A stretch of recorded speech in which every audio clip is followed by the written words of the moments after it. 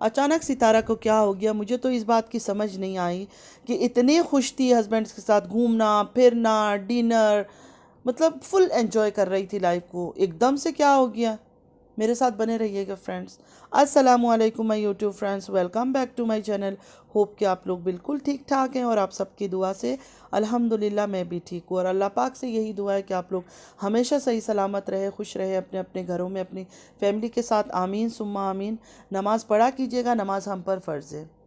अगर आप लोगों को मेरी वीडियो अच्छी लगती है लाइक कीजिएगा, सब्सक्राइब कीजिएगा, शेयर कीजिएगा फैमिली और फ्रेंड्स के साथ, और बेल आइकन को हिट करना मत भूलिएगा कि जब भी मैं कोई वीडियो अपलोड करूं आप लोगों को नोटिफिकेशन मिलती रहे। पूरा वीडियो आप लोगों ने ज़रूर वॉच करनी है। अब बात करते हैं सितारा की। सितारा को अचानक ऐसा क्या हो गया कि सितारा ने ये डिसाइड कर लिया, मतलब फुल 2 वीक्स आई थिंक और समथिंग, जो भी है मुझे नहीं पता क्योंकि मैं रेगुलर वॉच नहीं करती हूँ वीडियोस। तो मेरे ख्याल में 2 वीक्स या उससे ऊपर हो गया सितारा लोग घूमने फिरने गए हुए हैं, फुल लाइफ को एंजॉय कर रहे हैं। चलो अल्हम्दुलिल्लाह माशाल्लाह। फिर जब वापस आना है, अचानक क्या हो गया? एक दिन पहले सितारा की तबीयत ख़राब हो गई। उसके बाद सितारा ने ये वीडियो में बोला कि मैं हस्बैंड को दूसरी वाइफ को दे दूंगी। मतलब सितारा दे दूंगी क्या? क्या मतलब है? तुम एक आदमी के साथ रह रही हो, घूम रही हो, फिर रही हो, फुल लाइफ को एंजॉय कर रही हो, अल्हम्दुलिल्लाह तुम्हारे सब्सक्राइबर भी अच्छे हो गए, हर चीज़ अच्छे हो गए, तो अचानक तुमने ये डिसीजन कैसे ले लिया? मतलब कोई रीज़न तो होता है ना। अब कुछ लोग बोल रहे हैं, मतलब मुझे मैसेजेस देखो आता रहता है इंस्टा में, काफ़ी फ्रेंड्स से, सब्सक्राइबर से जो पर्सनली भी मेरे से बातें करते हैं। तो उनका ये कहना है कि ये ड्रामा तो होना ही था, क्योंकि जब सितारा को वापस जाना है विलेज में, कराची वापस जाना है, तो सितारा को तो नया कोई चाहिए, नया कोई टॉपिक चाहिए, सितारा को कोई कंटेंट चाहिए। तो कंटेंट यही है सितारा के पास अब, कि फिर से मैं रोना धोना शुरू करूँगी, कौसर का बच्चा हो गया, ये हो गया, वो हो गया। तो क्या लोग जो बोल रहे हैं वही सच है? हम जो रिएक्शन देते हैं, फिर हम गलत तो नहीं हुए ना? हम गलत किस चीज़ पे हुए? तुम पूरा टाइम एंजॉय कर रही थी, एक दिन तुमने कोई उदासी की बातें नहीं की, हर चीज़ की। बस तुम आने से 2 दिन पहले तुम्हारा शुरू हो गया। पहले हस्बैंड ने ख्याल नहीं किया, फिर वो खाने के टाइम गुस्सा हो गए, बिल्कुल आने के लास्ट डेज में हो रहा है ये सब। उसके बाद फिर एकदम से जब बिल्कुल आखिरी दिन, आखिरी दिन था, तुमने ये कह दिया सबको कि मैं हस्बैंड को दूसरी वाइफ को दे दूंगी। देखो इसमें बुरा मानने का कुछ बात नहीं है। दूसरी वाइफ का अगर तुम्हारे सब्सक्राइबर, अभी मैंने देखा तुम्हारे वाले भी पूछते हैं कि कौसर कैसी है, कौसर का ख्याल रखा करो, कौसर का मतलब मतलब लास्ट मंथ चल रहा है उसका प्रेगनेंसी का, कौसर का, तो इसमें बुरा मानने का तो कुछ नहीं है। अब देखो शादी तो तुम्हारी मर्जी से किया तुमने, सच है झूठ है वो अल्लाह को पता है, और हमें जो देखा हमें तो लगा तुम्हारी मर्जी से हुई है। बाकी सारे सबूतें जो सबने दिखाई उससे भी यही था कि तुमने मर्जी से करवाया। तुम कहती हो नहीं मुझसे तो झूठ बोल के पेपर में साइन करवा लिया था। तो देखो शादी तो तुमने एक्सेप्ट कर ली थी। जिस दिन तुमने पहले दिन साजिद के लिए सूटकेस तैयार किया था, उसमें दुल्हन का सामान तैयार किया था, जब वो ट्रेन में तुम छोड़ के आई थी, तो एक्सेप्ट तो तुमने कर लिया था। तो जब एक चीज़ तुमने एक्सेप्ट कर लिया था स्टार्टिंग में, देखो सितारा स्टार्टिंग में हर तकलीफ, जो कोई ज़ख्म होता है ना, स्टार्टिंग में ज़्यादा दर्द देता है, बहुत दर्द देता है। उस टाइम पे हमसे नहीं होता बर्दाश्त कोई भी तकलीफ। लेकिन जब धीरे धीरे हम उस चीज़ को डेली रोज़मर्रे में हम लोग उसी रास्ते से गुज़रते हैं, उसी तकलीफ़ से गुज़रते हैं, फिर वो होता है ना, हम यूज़ टू हो जाते हैं उस चीज़ का। अगर तुम्हें कुछ तकलीफ़ भी थी रही हो, मैं नहीं हूँ श्योर की थी, फिर भी एक तुम्हारी कहने के हिसाब से कि तुम तकलीफ़ में हो, इसलिए कह रही हूँ, तो तुम्हें स्टार्टिंग में होना चाहिए था। अब इतने मंथ्स बाद, 8 मंथ्स या 9 मंथ्स हो गए, उसके बाद फिर अब अचानक फिर वही दर्द आना कि हस्बैंड ने ये, हस्बैंड ने वो, हस्बैंड को दे दूंगी। मतलब तुम लोगों की नज़रों में मतलब हस्बैंड की तो कोई इज्जत ही मैं देखती हूँ नहीं है। मर्जी होता है शादी करा देते हो, मर्जी होता है उसके साथ रह लेते हो, मर्जी होता है घूम रहे हो फिर रहे हो एंजॉय कर रहे हो, फिर अचानक डिसाइड करते हो। और अगर तुम जेलस हो रही हो कि कौसर का तुम्हारे सब्सक्राइबर क्यों पूछते हैं क्योंकि अब बहुत तुम्हारे जो सब्सक्राइबर है, जो तुम्हें कमेंट करते हैं, तुम्हें लाइक करते हैं, तुम्हें व्यूज़ देते हैं, वो भी कौसर का पता करते हैं, वो भी साजिद को बोलते हैं कि दोनों वाइफ को इक्वली प्यार करो, उनका प्यार करो, उनका ख्याल रखो। तो ये तो हक की बात है, जाहिर है कहेंगे वो लोग। क्योंकि आप कौसर का भी देखो, अब वो प्रेग्नेंट है, उसका बच्चा होने वाला है। जैसे तुम्हारी औलाद है, उसको भी अल्लाह औलाद दे रहा है। तो साजिद ने अगर दोनों से निकाह किया है तो उसका तो, उस पर तो फ़र्ज़ है, वो तो किसी की हक का हक तलफी कर नहीं सकता है ना। वो तो अब अल्लाह के आगे उसको जवाब देना होगा। अगर वो तुम्हारा हक मारेगा तो तुम्हें, अल्लाह को वो जवाब देगा। अगर कौसर का मार रहा है तो वो अल्लाह को उसने जवाब देना है। तो उसने तो दोनों को इक्वली रखना है। इस्लाम ने, अगर शरीयत ने हमें इजाज़त दिया हमारे आदमियों को शादी करना है, तो उनने उस काबिल भी तो होना पड़ता है कि वो दोनों का हक पूरा करें। देखो, तुम्हें तो पैसों की कोई कमी नहीं है। तुम्हारे तो सब्सक्राइबर, व्यूअर्स, इतने व्यूज़, इतने सब्सक्राइब तुम्हें करते हैं कि तुम्हें तुम्हें तो साजिद की पैसों की ज़रूरत ही नहीं है। रही कौसर की, वो तो बिल्कुल ही ऐसे ही है। मतलब उसका ना जॉब है, ना उसको कोई स्टाइल आती है, ना फैशन आती है। उसको तो चाहिए सहारा साजिद का। तो इसमें जेलस होने की कुछ भी बात नहीं है। अगर उन्होंने शॉल ख़रीद लिया, कुछ, जहाँ तुम 10 चीज़ ख़रीद रही हो, 10 चीज़ें तुम बाई कर रही हो, 1 सेकंड में ये ले रही हो, वो ले रही हो, ये पसंद है, वो पसंद है, अपने बच्चों के लिए। अगर वो बच्चों के लिए भी शॉपिंग करता, मैं तो कहती हूँ छोटू के लिए, जो उसका आने वाला बच्चा है, उसके लिए भी कुछ ना कुछ लेना चाहिए था। कौसर के लिए सिर्फ एक शाल ही क्यों, कपड़े भी लेने चाहिए थी, सैंडल लेनी चाहिए थी, हर चीज़ लेना चाहिए था साजिद को। क्योंकि एक जगह जब आदमी घूमने गया पहली वाइफ के साथ, तो दूसरी वाइफ प्रेग्नेंट है, उसको इंतज़ार रहेगा कि आएगा तो कुछ ना कुछ मेरे लिए लाएगा। जैसे तुम सऊदीया गई थी, तुम्हारे सऊदीया आने से पहले तुमने बोला साजिद ने हमारे लिए कुछ नहीं लिया। हालांकि साजिद ने अपनी वीडियो में दिखाया था कि उसने तुम सब के लिए शॉपिंग की है, बच्चों के लिए, तुम्हारा आयत के लिए, मुस्तफ़ा के लिए, तैयबा के लिए, तुम्हारे लिए सब कुछ बाई किया था उसने। और रखा था ख़रीद के, घर में दिखाया था कि ये इनका गिफ्ट है, मैं लेके रख रहा हूँ, आएगी वाइफ तो वो ओपन करके देखेगी। तो ये तो बिल्कुल एक मामूली चीज़ है। तुम्हें इस चीज़ में जेलस होके इस तरह की बातें करने की ज़रूरत ही नहीं थी। तो तुम जब ये सब बातें करती हो तो लोग इसलिए उल्टा बातें सोचते हैं, तुम्हारे खिलाफ वीडियोस बनाते हैं। किसी का फॉल्ट नहीं है, वो तुम करती हो। एक औरत इतने दिन से एक आदमी के साथ खुशी मना रही है, एंजॉय कर रही है, हस्बैंड है उसका, उसके कदमों में बैठ के उसको खाने के लिए खींच रही है, उसको मना रही है, हंस रही है, बोल रही है, फ़ोटो खींच रही है साथ। इतना तुमने बोला उस दिन, मैंने देखा कौन सी वीडियो में, कि एक फ़ोटो तुम लोग का दोनों का अच्छा आया, कि हम इसको एनलार्ज करेंगे। तो वो भी बोल रहे थे तुम्हारे हस्बैंड भी कि हाँ बहुत अच्छा है। तो मतलब अच्छा रहते हो, अच्छा हर चीज़ कर रहे हो, फिर अचानक व्यूवर्स को गलत करने के लिए एकदम से एक सिंपैथी वाला पंच मार देती हो। तो वो पंच जाके तुम्हारे जो व्यूअर्स है वो शायद वो नज़रअंदाज कर देते हैं।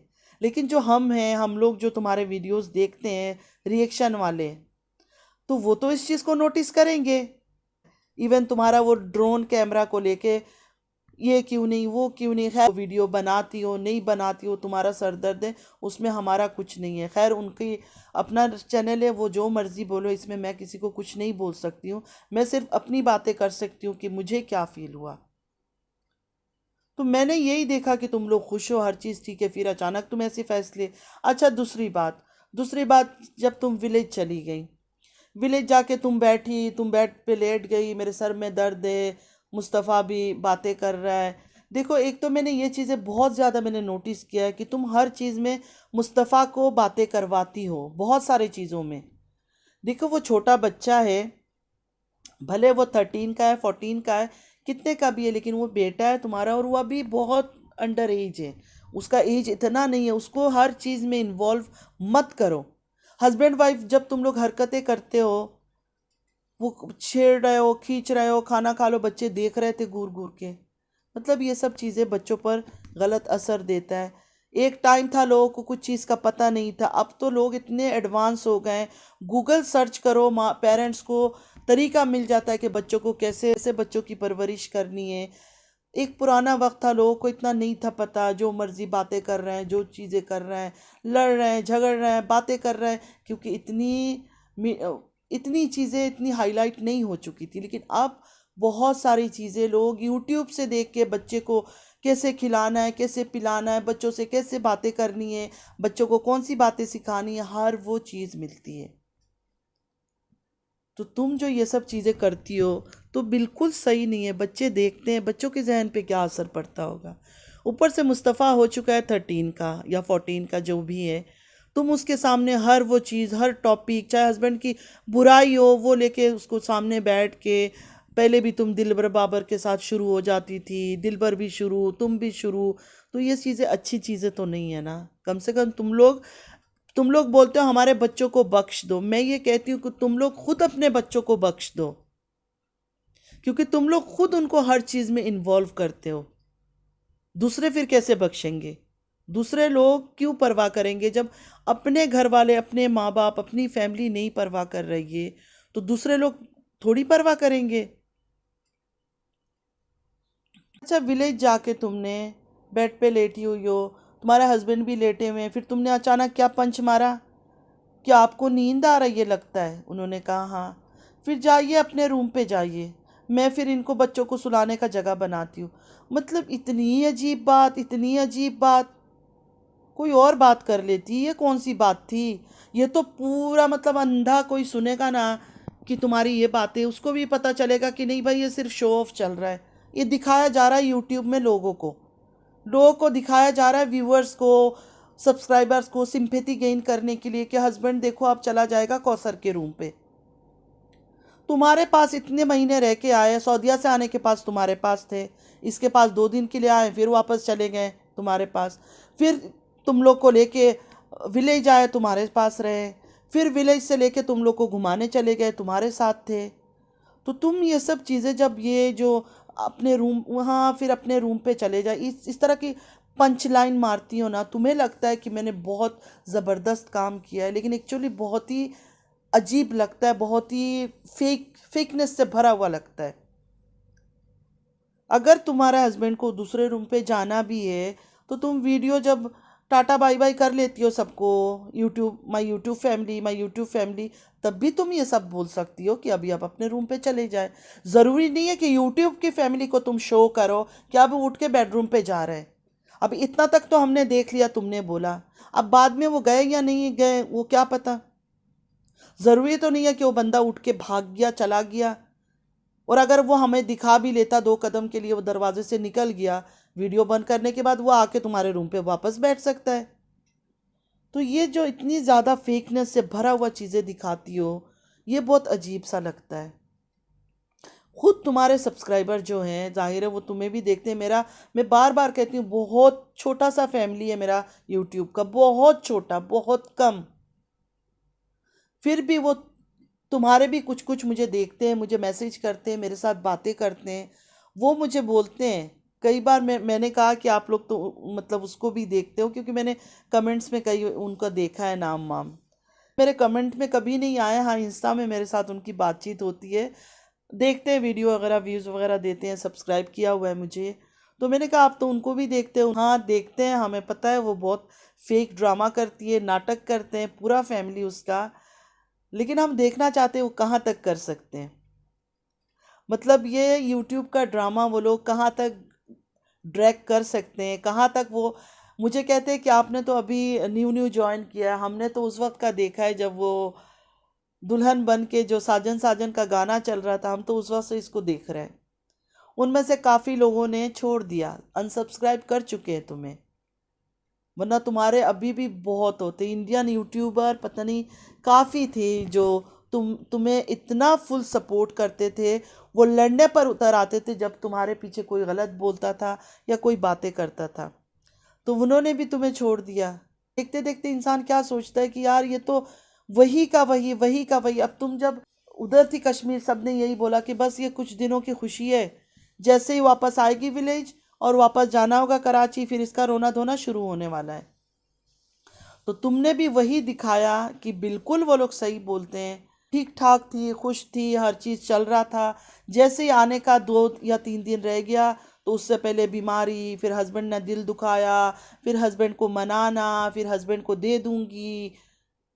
मतलब तुम खुद शुरू होती हो, तुम उनकी हर वो बात सच करके दिखाती हो जो वो पहले से गेस कर लेते हैं। तो फॉल्ट तो फिर उनका नहीं हुआ, तुम्हारा कसूर हुआ।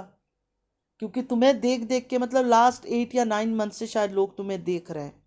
मतलब तुम्हारा चैनल तो उससे भी पहले का है, 2-3 इयर्स पहले का है शायद। लेकिन ये लास्ट 8 मंथ से तुमने जो ये शादी कौसर का नाम लिया, तब से तुम फेमस हो गई।